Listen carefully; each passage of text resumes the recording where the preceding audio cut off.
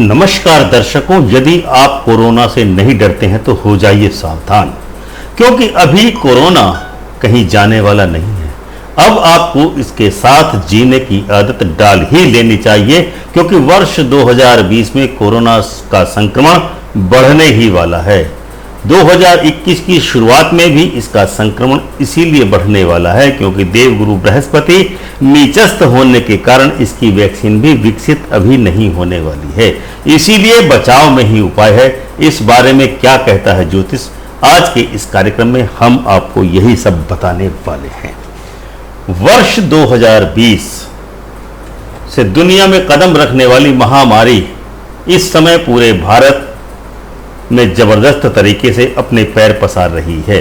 पूरे भारत में इस समय प्रतिदिन लगभग 50,000 संक्रमितों की संख्या लगभग 2.25 करोड़ है। परीक्षण के सरकारी आंकड़ों के हिसाब से देखें तो दिल्ली में लगभग 1,000 संक्रमितों की संख्या प्रतिदिन बढ़ रही है, लेकिन जून में हुए एक अध्ययन के अनुसार लगभग 23% लोग दिल्ली वासी संक्रमित हैं, लेकिन उनका परीक्षण किया ही नहीं गया। इस हिसाब से दिल्ली में लगभग 40 लाख लोग कोरोना संक्रमित हैं, मगर उनको पता नहीं है कि वो कोरोना संक्रमित हैं।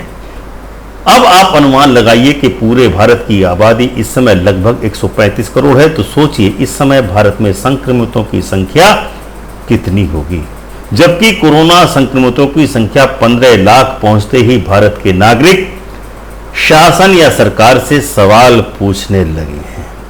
कोरोना संक्रमितों की संख्या इतनी तेजी से बढ़ने के कारण पूरा देश चिंतित है। इस बारे में ज्योतिष का मत किस प्रकार से अपने विचारों को व्यक्त करता है, उसके बारे में बताने के लिए ही आज का अंक तैयार किया गया है। तो आइए दर्शकों, शुरू करते हैं आज का यह कार्यक्रम। कोरोना संक्रमण किस प्रकार से पूरे देश को अपनी गिरफ्त में लेता जा रहा है, इस संबंध में हमने पहले भी आपको एक वीडियो के माध्यम से अवगत कराया था कि अभी 28 सितंबर 2020 तक अब इससे मुक्ति मिलने वाली नहीं है। वर्तमान समय में देवगुरु बृहस्पति अपनी स्वयं राशि में वक्रत्व गति से चल रहे हैं। इसके अलावा शनि देव भी अपनी स्वयं राशि मकर में वक्रत्व गति से गतिमान हैं। स्वतंत्र भारत की कुंडली वृषभ लग्न की है। धनु राशि तथा मकर राशि स्वतंत्र भारत की कुंडली में क्रमशः अष्टम तथा नवम भाव में स्थित हैं। 8वां भाव आयु भाव या मृत्यु का भाव कहलाता है, जबकि 9वां भाव धर्म या भाग्य का भाव कहलाता है। विषोत्तरी दशा क्रम में इस समय स्वतंत्र भारत की चंद्रमा की महादशा चल रही है। 10 दिसंबर 2019 से चंद्र में शनि की अंतर्दशा गतिमान है, जो कि 10 जुलाई 2021 तक रहने वाली है। इसके अलावा 10 जुलाई 2020 से शुक्र की प्रत्यंतर दशा वर्तमान है, जो कि 9 अक्टूबर 2020 तक रहने वाली है। इस समय भारत का भाग्येश शनि वक्रत्व गति से चल रहा है तथा 4 अगस्त 2020 को शनिदेव मारक स्थान यानी अष्टम भावती के साथ युति करने वाले हैं। तो आइए दर्शकों, अब आपको हम इस ज्योतिषीय विवेचन के माध्यम से ग्रहों की इस गति का भारत पर क्या प्रभाव पड़ने वाला है, इस बारे में विस्तार से अवगत कराते हैं।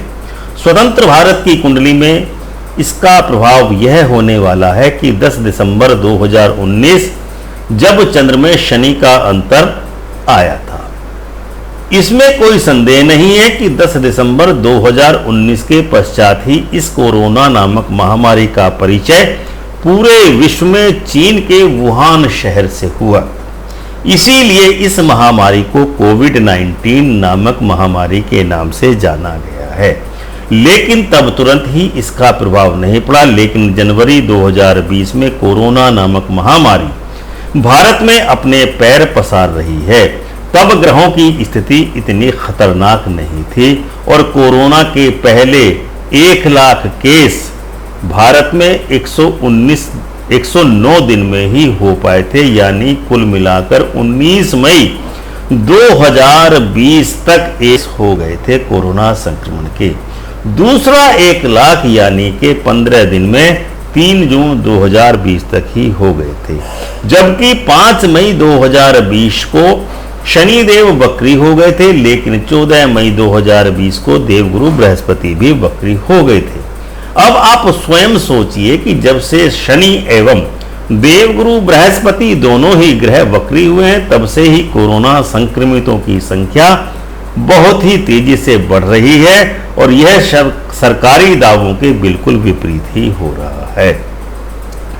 अब इस समय देवगुरु बृहस्पति तथा शनि ग्रह वक्री होकर 4 अगस्त 2020 को एक जगह होकर के युति करने वाले हैं, जिसका प्रभाव पूर्व से ही दिखाई देने लगा है संपूर्ण भारत में।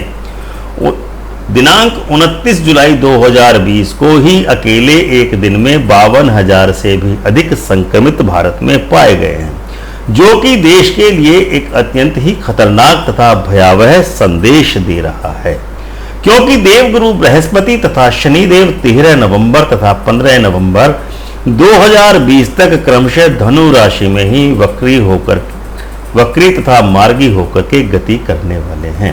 अतः आप ये मान करके चलिए कि 15 नवंबर 2020 तक कोरोना संक्रमितों की संख्या भारतीयों को आक्रांत ही करने वाली है।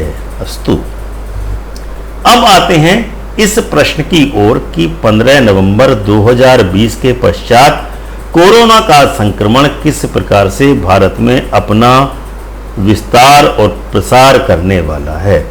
15 नवंबर के बाद देवगुरु बृहस्पति मकर राशि में स्थापित होकर नीचस्थ होने वाले हैं, जिसका सीधा सा प्रभाव यह होने वाला है कि बुद्धिजीवी वर्ग निश्चय ही सरकार या शासन के प्रति आक्रामक होने वाला है, क्योंकि तब संक्रमितों की संख्या और तेजी से बढ़ने वाली है और शनिदेव स्वग्रही होकर और अधिक बलवान होने वाले हैं और साथ में दोनों ग्रहों की युति इस बात की ओर इशारा कर रही है कि कोरोना के प्रभाव से अभी हमारा देश भारत किसी भी सूरत में मुक्त नहीं होने वाला है और कोरोना का संक्रमण अभी और भी तेज होने वाला है।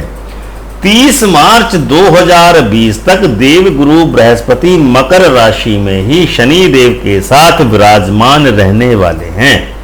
अतः एक ज्योतिषी होने के नाते हमारा यह मत है कि 30 मार्च 2021 तक कोरोना के संक्रमण के प्रभाव से भारत को किसी भी सूरत में मुक्ति मिलने वाली नहीं है।